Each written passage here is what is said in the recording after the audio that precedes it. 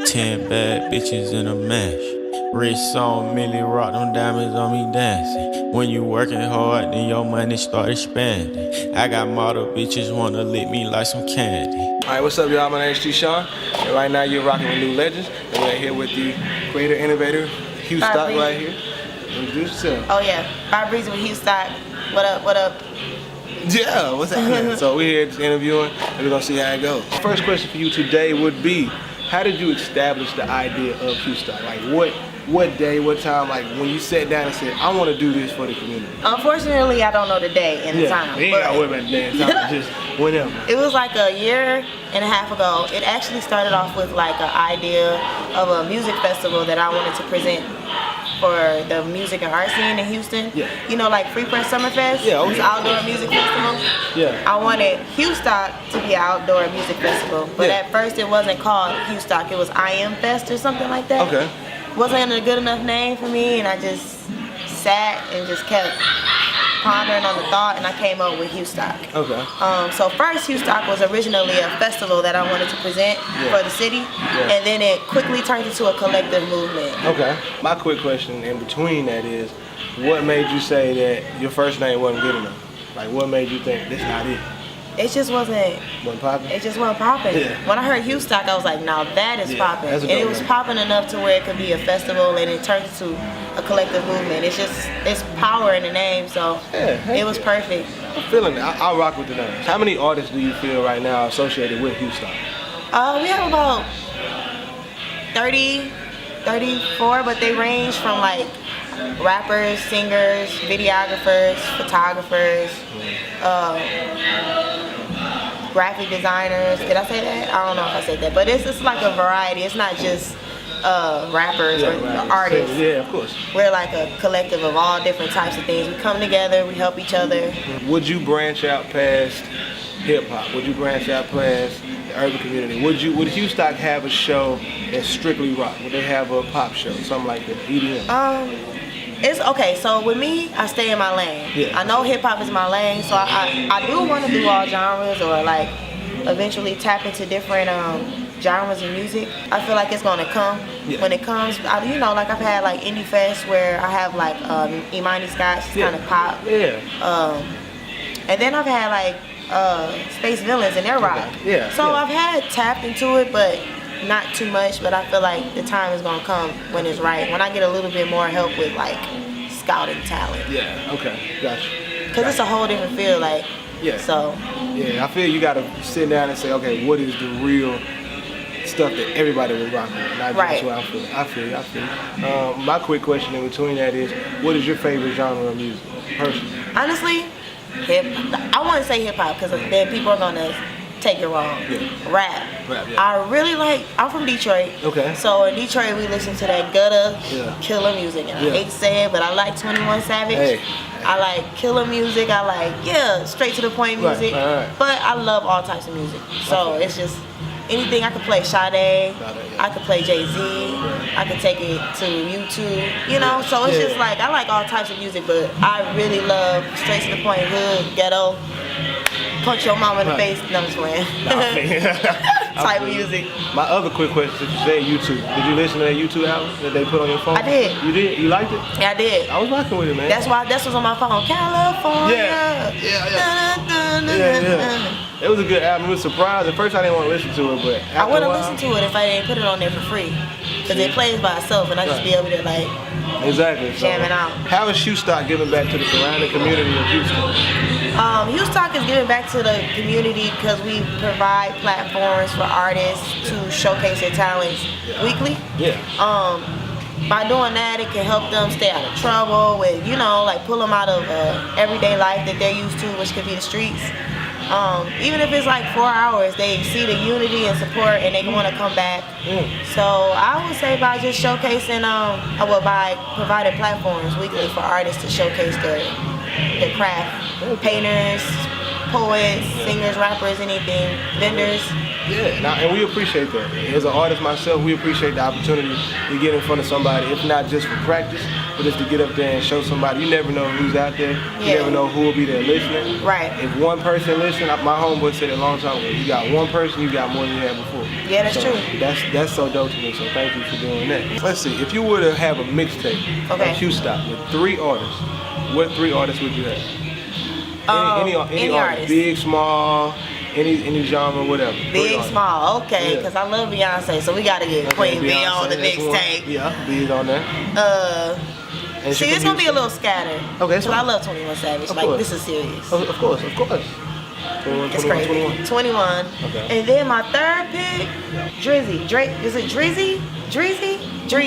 Oh, Dreezy, yeah. I like Dreezy. Yeah, Dreezy, oh, she's popping right now. Yeah, she's popping right now. You think Dreezy, all right, who would you pick, Dreezy or Tink? Dreezy. Dreezy? I like Dreezy. Top? She got a solid mixtape. It's so solid. Yeah. And she sing and rap. And she writes. Yeah, I would pick Dreezy too. Yeah. But they both dope artists. Dope, but I would, if I had to jump in the whip, listen, I'm gonna jump into just Dreezy. I'm gonna listen to Dreezy. 6 years from now, what do you see Houstock? I see Houstock actually being a record label eventually in 6 years. A successful team. And then, of course, the Houstock Festival being presented, probably like our second or third presented Houstock Festival, Outdoor Music and Art Festival. And that's enough of time to make something solid. Yeah. You know, it takes time. Like, I've been throwing shows for 2.5 years and I'm still growing. I'm still learning. So I think we will be on the level of a record label and on the level of having the big hip-hop urban festivals for the culture. I feel it. I agree. I'm not gonna sit here and lie to you. I agree that y'all gonna have it rocking just like that. No, I appreciate that. Of course, man. Like I was telling you before the interview, it's all about coming together, building a community of dopeness, and as that's going on, and I see that's what's happening here, I'm behind it, 100%. Thank you. Calm it down a little bit, have a little fun in this thing. If you had to pick Juice, Belly, or Menace to Society, which movie has to go? Has to go. Has to go. It doesn't exist. Juice. Menace to Society, I don't know. I like Belly and I like Juice. I feel you. So you done with Menace to Society? I mean, am I done with it? You gotta let it go. I gotta let it go. I only watched it one time. See, look, this is what I tell people. See, I get passionate about Menace to Society. Yeah. Because look, check it out. That doesn't exist, then don't be a menace to South Central while drinking your juice in the hood. Don't okay. See, I ain't think that far. See you right. It I gotta think. See, I didn't think. It doesn't exist. So now you done knocked out all the lands. Okay. You done knocked them out. So now you got Damn. You still with it? You still knocking them out? I like Belly and I like Juice, man. It's kind of. You told me to knock one off. I feel Belly was hood. Yeah. Okay. Yeah. I'm hood. And Juice. Juice a classic. I would never. Too much of a classic. Yeah, I would never disrespect Juice. None of that. So like Juice. Shout out to Tupac. Speaking of Tupac, segueing. Tupac, Kendrick, Nas, which one has to go? Tupac, Kendrick, Nas, they're all legends, man. Yeah, you gotta knock one out. I gotta knock one off? Whoa, that's not fair. Kendrick, you gotta knock Tupac, one out. Nas. This is a trick question as well. I say Kendrick. You knocking Kendrick out? I feel it. That's a good answer. He's the new school, man. He's got Tupac and then you got Nas. That's a good and they're answer. all lyrical. Yeah, of course. But then Nas is lyrical and Tupac is lyrical. Kendrick is lyrical, but is he as lyrical? I would say that you made a good choice, not because I don't like it. I love Kendrick. Yeah, for But sure. some people knock out Tupac. You knock out Tupac, you knock out Kendrick. I'm trying to connect the pieces for you, man. You knock one out, you knock another one out. So it's a domino effect, you know what I'm saying? Yeah, it is, that's true. If your story had to be made into a movie, who would you want to play it? Ooh, nah, see, I ain't gonna lie. That one is really complicated. I feel you. Queen Latifah. Shout out to that. Man. Queen Latifah, man, she don't get enough love out here. Queen Latifah, hey man, we trying to get them sponsors down here in Houston. Shout out to Queen Latifah. We see you. Yeah. But that's so dope what Queen Latifah's done with her career. Like coming from the queen of rap to being easy breezy, beautiful cover girl. Cover girl. She still is, huh? Yeah. Rocking. And still in movies. Just doing amazing stuff. Her, Will Smith, just people like that just coming from the pure culture of hip hop and taking it mainstream, breaking down barriers, doing all kind of new stuff. I think that. Yeah. Taking it back to something more serious. We talked about it a little bit before. What wakes you up in the morning on them days that you don't want to put in the work, and what keeps you putting in the work? What makes you passionate about the thing that you love the most? Honestly, everybody believing in me. Yeah. I mean, of course, you know, I had to believe in myself for it to even get to them believing in me, but that keeps me waking up. And I have like a lot of people in Houstock that say I'm their manager, that motivates me because, you know, it's just, I don't know, I just feel like the people around me motivate me. Heck yeah. That's the key to it, man. Like you said, community. So you build into a community, you have them look up to you. You're someone's role model. Someone's looking at you like, man, I want to be just like that when I get older. And that's the stuff that drives you. That's the stuff that's going to make you push yourself harder, because at the end of the day, there's people looking at you and they appreciate what you do for us. Yeah, for sure. Describe an average day for you. Honestly, it's really freelance. Okay. I work for myself. I work for the culture. Yeah, of course. I wake up, I check emails, I get text messages from people, I promote, then they'll get more emails once I start promoting. Then I'll get more people texting me, calling me. I'll meet up with artists. If it's a show that's a competition that involves ticket sales, if it's a cash prize being given away. Meeting up with different people to plan things for Houstock, little small meetings, big meetings, important meetings. That's pretty much it. It's not much. I'm about to start getting promoting in the streets more, like networking more this fall. So you'll see a lot more of me in the streets. But that's pretty much it. Okay. And that's the average day. That's an average. Okay, so what's not average. I mean, days, 24 hours go by fast. So I mean, I still gotta do stuff for my regular life in that. My side question is, what would be an extraordinary day for you? A day that you like, dang, this day's popping. Probably like a day of like a big event, cause that's when I'm like busy, like Indie Fest 2, Indie Houstock, days like that. From when I wake up, I'm most likely busy. I'm taking calls. People ask me, can I get on the list? I'm creating an RSVP list. I'm going to get last minute things.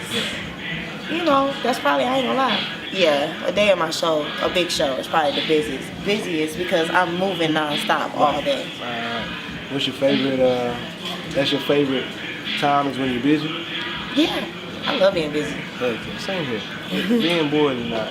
Like it's waking not up fun. playing 2K and then it's cool to chill out some days. It's cool to chill. But I'd rather stay busy in some way, even if I'm in my computer. Right.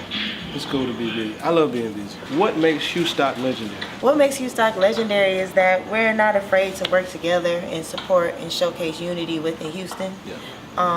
Houston lacks support, you know, and unity within the city. So that alone just makes it legendary because a lot of people are scared to take that risk. Like, and the fact that we are a collective movement and we're different. Like we have artists, painters, graphic designers, videographers, and we all manage to still push our brand and still get Houstock recognition and try to give it the platform that it deserves.